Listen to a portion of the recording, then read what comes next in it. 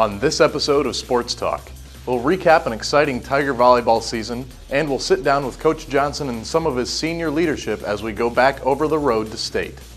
After that, we'll talk football. Coach Remmert and company will join us for a recap to another playoff season. Stay right there. Sports Talk begins right now.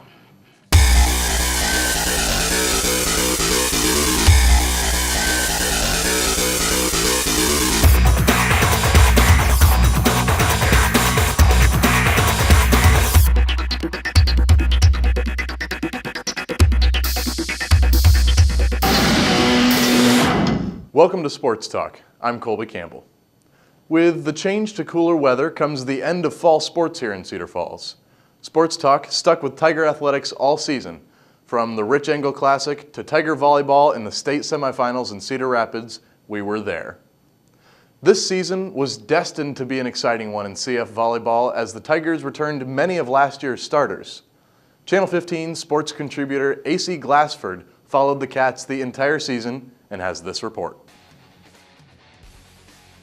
In Coach Matt Johnson's first year as head coach of Cedar Falls volleyball team, the Tigers went 28-12.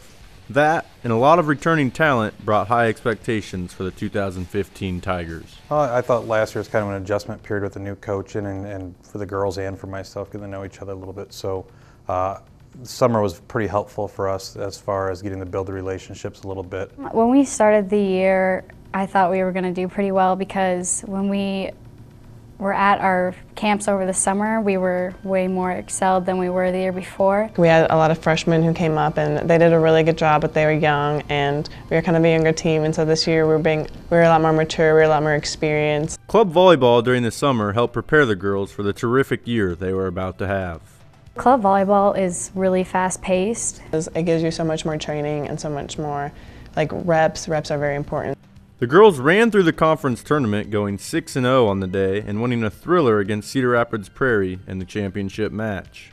Our pool play wasn't as intense as the games before, so we kind of were lackadaisical almost going into it, but when we played Waller, we got a lot more pumped to play the next games. Playing some of the best teams in the state and coming out on top, that was a huge confidence booster for us. After winning that, then just kind of knowing that we're good enough to make it to state. Cedar Falls hosted Coach Johnson's high school alma mater in the first round of the playoffs.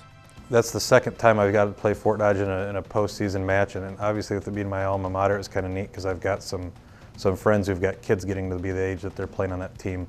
And Fort Dodge is a better team than they've been the last few years. They're a little scrappier and they've got some athletic girls. They might not have as much volleyball experience, but I thought our girls did a pretty good job of coming out, handling that environment. That first night of postseason is almost like restarting everything. Girls are a little bit more nervous than they probably need to be, and we did a pretty good job kind of overcoming some of those jitters and still playing well at home. I think everyone was a little nervous, to be completely honest, because it was our first game and we knew that we could make it to state. We knew that we could do something in state, we could go far, and so I think that our Fort Dodge game was kind of preparing us for the Marshalltown game because that was going to be a really hard game. The first set of the Marshalltown game was a thriller as the teams went back and forth, as you see Alicia Harrington with a couple early kills.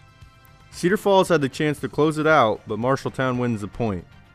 Marshalltown now has a chance to win the set, but sophomore Grace Birkin comes up with a big kill. Cedar Falls battled and won the set 31-29 on a 4-hit violation against Marshalltown. The second set was also a thriller the whole way through. Harrington and Birkin would close it out for the Tigers, winning at 26-24. Cedar Falls built a big lead early in the third set, but Marshalltown wouldn't go away. Cedar Falls couldn't finish it in 3 as Marshalltown wins it on consecutive aces. Marshalltown would continue that momentum into the fourth set and got up big on Cedar Falls. Cedar Falls would continue battling though. Down 23-17, the Tigers started their tremendous comeback.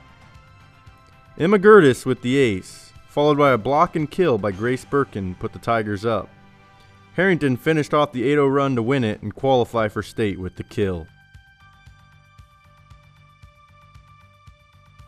That was a lot of fun. I never have played in a volleyball game that went to 31 points. I think I turned to Aaron one time and was like, how many more is this gonna go? Because it kept going. We knew going into it that it wasn't going to be an easy game, and when we won, oh my gosh, it was the best feeling in the world. We knew they'd be a tough team, and it wasn't a for sure that we'd go to state, but we knew that if we played hard and did what we could do, then we'd make it to state. And I think we really came together as a team, and I think we played how we knew we could. Our defense was good, our offense was good. So I think we just played like we had been all season. We felt like as a coaching staff we were having to sell our kids and our parents and our community on this is a pretty good team we're playing to go to state. I thought maybe we relaxed a little bit in the third game against them, kind of let them back into the match a little bit. And then they were playing with a ton of confidence in that fourth game. And we just managed to put together that 8-point run at the end when we needed one. I think one thing I told Adam, my assistant, was I don't know if we had made more than 2 or 3 8-point runs all year. And to get an 8-point run for the last 8 points of a game when you need it to go to the state tournament. Set, Mazur partially blocked. Tigers should have something good out of this, and they do! They take the lead! Was incredible. I think in those 8 points, Emma served those last 7 after we had a side out. You know, she did a great job of putting a pressure serve on when she's in a tough situation. Then I think Grace had maybe 2 blocks and 3 kills in that 8-point span. So it was nice to see some kids step up and say, you know, we knew that if we went to a 5th game, anything could happen. They kind of stepped up and did what they needed to in that 4th game. This will be to state if they can get it. Harrington. Oh, it's kept alive by the Bobcats. They go in the middle. Birkin will soft hit. Both teams playing a little bit timid right now. So much on the line. Harrington. Yes! Tigers do it! Cedar Falls was looking to revenge an earlier season loss to Cedar Rapids Kennedy at the first round of state. Cedar Falls would win the first set 25-22 behind solid defense and the kills of Grace Birkin and Alicia Harrington to finish it. The Tigers would continue that momentum into the second set, winning it 25-20. Oh, did it go? Yes, it is. Birkin with the big point. Kennedy would come back strong after intermission and won the third set 25-16. The Tigers didn't let that faze them though, as they came back strong in the fourth, winning 25-20. As you see Alicia Harrington with a dagger to send them to the semifinals against Bettendorf. When that postseason draw came out and saw they were going to get another shot at Kennedy, they were extremely disappointed with how we played down there in the conference match, and they didn't think they represented themselves how they were capable of. So playing Kennedy has been a long time coming, and so I think that we just were so ready for Kennedy. We were so prepared. We didn't even need to watch film or anything because we just knew everything about them, and we were just so excited to play them. I thought our girls really handled that well as far as coming out focused, but still knowing that this was the match they wanted and taking advantage of that. They were probably our biggest rival during the season, so being able to play them at state was, when we heard that it was going to be them who we played first, we were really excited because they're a good team. Revenge felt really good. Next was on to play Bettendorf, who Cedar Falls hadn't played at all this year. The girls came out and let the Bulldogs take the first 2 sets of the match. The Tigers weren't ready to end their season just yet though. Down 22-19 in the third, they rallied back to win the set. They carried that momentum into the fourth set as you see Taylor Lynch make a couple nice plays to win the set 25-20. Tigers grabbed an early lead in the 5th set with Alicia Harrington out with an injury. The Bulldogs ultimately took the momentum in the match, winning 15-9 over the Tigers. The Tigers fall in valiant effort. We didn't start out very well. The first 2 games, it was almost like we weren't playing as a team. I don't know if it was nerves, but we were just all over the place. I think we all just decided that we didn't want to lose in 3 and that we knew that we made it to state for a reason, so we wanted to show people why we were there. And I think we just decided to come together, and I think we played strong through the 3rd, 4th, and 5th game. Our girls picked up their energy. You know, it was one of those things as a group. They did a great job of staying focused and staying together and saying, okay, you know, we're at the state tournament. We want to show our fans. We had a great student section, and they really wanted to play well in front of those guys. There was definitely a lot of nerves coming into that game. I don't really know why. They did a great job getting it to a game 5 and then flip 1 or 2 points in a game 5 to 15, and anything could happen. We just fell a little short. The Tigers had many girls win honors this season, as Alicia Harrington was named a first-team All-State and first-team All-Valley Division. Sophomore Taya Mahi was named second-team All-State and first-team All-Valley Division. Grace Birkin was named to the second-team All-Valley Division. Emma Gertis and Taylor Lynch were All-Valley Division honorable mentions, and Coach Matt Johnson was named the Valley Division Coach of the Year.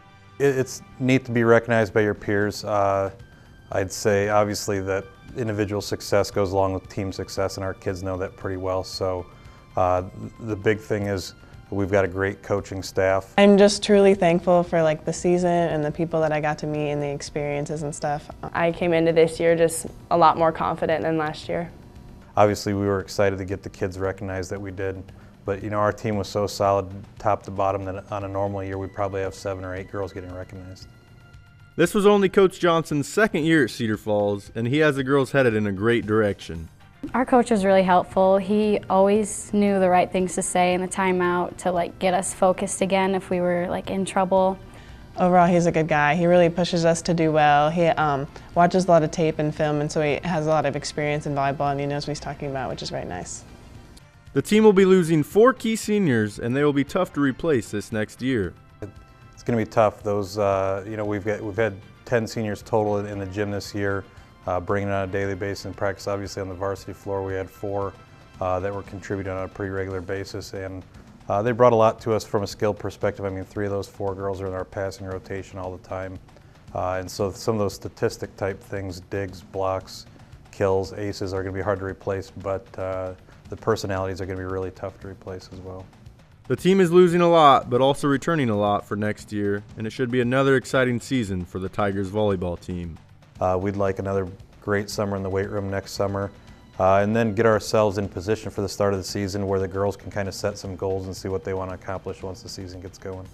But I think once we get into the swing of things, I think it'll work out, and I think once we learn to play as a team, I think things will go well. And so our expectations for next year is the same. You know, we want Taya and Taylor and Grace and Claire and Cynthia and all the rest of those, Abby Hendrickson and those girls to come back better players than when they walked out of the gym at the end of this year, and we're going to need that to step in and fill some of those roles. We're also going to need them to step up from a leadership perspective since they've had that varsity experience and they've had that state experience. Congrats on a great season, girls, and best of luck next year. Well, the Tigers put up huge numbers at the state tournament, especially from the underclassmen. Sophomore Claire Gertis hit the top 10 in blocks per set and matched Grace Birkin in kill percentage. Sophomore Taya Mahi was second only to an impressive senior Bettendorf setter in state assists. The returning letter winners will provide a solid foundation for next year's team. Moving to the gridiron, the Tiger football team worked hard this season, topping it off with another postseason run. AC talked with head coach Brad Remmert about the season. The Cedar Falls football team came into the year ranked second. Although they didn't finish there, they still think they had a successful season. I think the 2015 season we got off to a great start. We had a great opening game versus Iowa City High, which built a little bit of momentum for the season. Forced inside, puts his head down and doing the Texas two-step into the end zone. We went down to Ames and beat a good Ames team. And then we beat Mason City, and then we ran into a tough game against Urbandale. You look, it was a 3 overtime game, and unfortunately we didn't score in that last overtime. But you look at that, the non-district kind of set the tone for the season. At one point we were 5-1, and then we got banged up a little bit as we hit that latter stretch of the season, and had a little bit of an impact on us. You know, down the stretch we lost 2 of our last 3 games. But overall, you look at the team, 6-3, we made strides throughout the year. We didn't have a huge roster, had about 50 kids, and I thought those kids did an excellent job throughout the year. But the first game, we started to come together a little bit, but throughout the season, it felt like we came together as a whole, as a team, and all just clicked at one time. And then coming into playoffs, we had a pretty good roll going against East. We beat them pretty well, and we had some confidence leading up into that game. Cedar Falls had a young defense coming into the year, but thanks to Adrian Diaz and others, they progressed throughout the year and didn't let the age and experience show. What gets me going is that I'm not like the biggest kid, you know, so I really rely on my reads a lot, so just trusting my reads and going, and I like to hit them hard too, so they know that I can play. So just that's how I play. I want to hit them hard so they know that I'm there and that they'll remember me at the end of the game.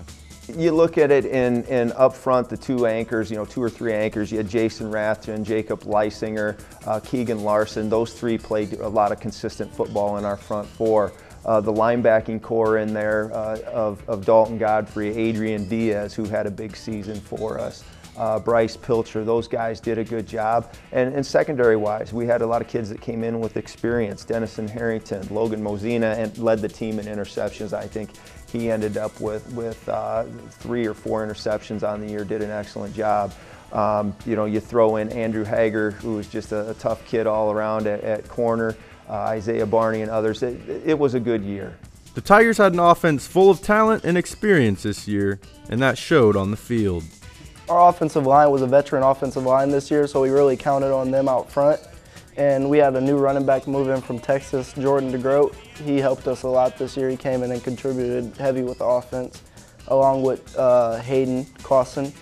And my receiving core, Dennison Harrington's been around for a while, so he helped us a lot as a veteran out there, getting us in position and where we needed to be. It was a deal where last year we didn't rush the ball super effective, so I know that was going to be a point of emphasis this year coming in. If you look at Jordan DeGroat, who came from Texas, he ended up with 750 yards and 10 touchdowns.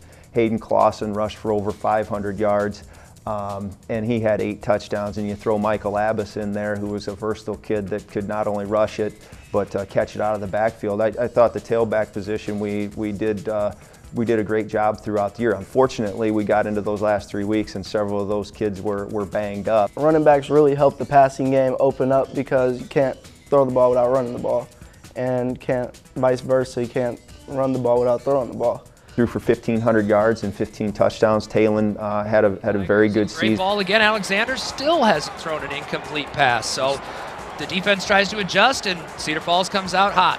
And throughout the year, I thought our offensive line, for the few number of kids that we had a lot of returning experience. We just didn't have a lot of numbers. We played most of the year with 7 offensive linemen going into the game. The biggest games of the year are almost always against the Metro teams. And this year, Cedar Falls took care of Waterloo East in their final regular season game of the year at the Unidome. Yeah, we did. Our offense just seemed to be clicking that night, and everything was well. The offensive line was opening holes big, and our running backs were just finding them and finding the end zone.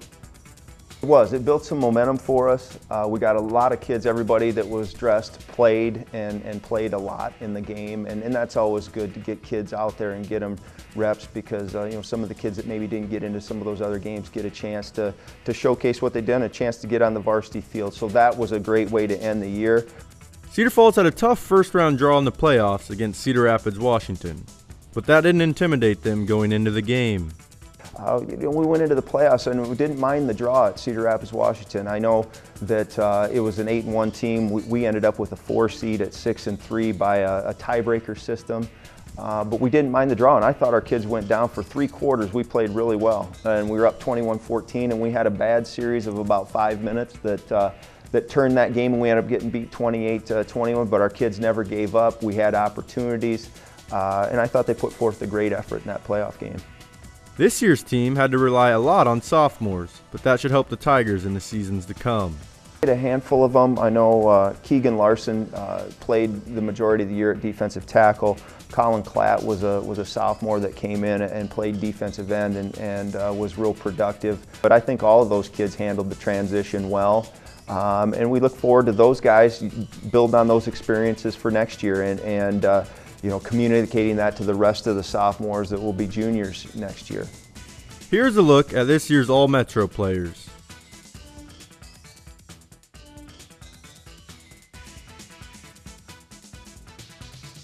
Spencer Williams was also named first-team All-State for 4A.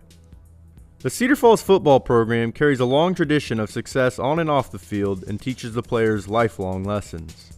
This program's about the players. I think our kids, 6-4, you look at the win part of it and say, well, maybe they didn't have a great experience. I think the kids did. We had our banquet the other night, and there was a lot of great stories being told. I'm just really thankful for the coaches. I'll take that. Hump really helped me a lot, so I'm always gonna remember that. It's a family. Once you come in, you're part of that family, and you never leave the family. So that's one thing that I say is great about Cedar Falls football. The Tigers look to build off the success from this year and put in a lot of hard work this offseason to improve for next year. You know, you go back and we're going to sit down and we're going to review the things that didn't go well as a coaching staff, and we're going to evaluate our players and find out what's going to put them in the best positions to be successful. It starts with getting in the weight room right now. You know, like I said, we're going to encourage those kids to be out for sports because the benefits of being out in the competition, you can't get that in any other realm. But we're also going to push the kids that are in the weight room right now, the weight training and the work to be successful next year is going to be done in these coming next several months. Congrats on a great season and good luck next year. For Cedar Falls Sports Talk, I'm AC Glassford.